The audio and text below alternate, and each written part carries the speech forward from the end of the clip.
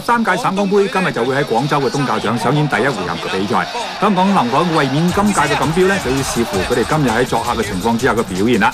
事實上，呢項為促進省港兩地足球友誼嘅賽事呢，早於1979年呢就開始舉行。喺過去22屆嘅比賽呢，廣東取得16次嘅錦標，而香港呢只係獲得6次嘅冠軍。跟住咧彈翻過嚟中間路線，劉會業1-0。上半場開咗19分鐘嘅時間嘅咋，劉榮業咧係為香港隊輸。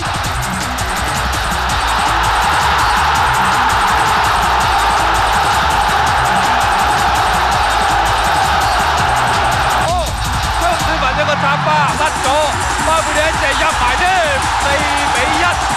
，4-1啦。腳埋嚟呢邊，咁啊跟住基亞啦，批咗過嚟，譚兆偉不負所託啦，嚟回入咗10碼到嘅左腳咧，咁樣嘅地波咧入網1-0啊！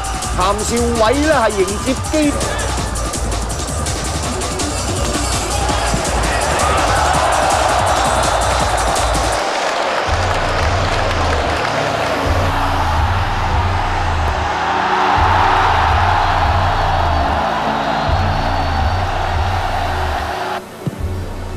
香港喺上屆開始起用港聯班底應戰，令到雙方實力拉近咗差距。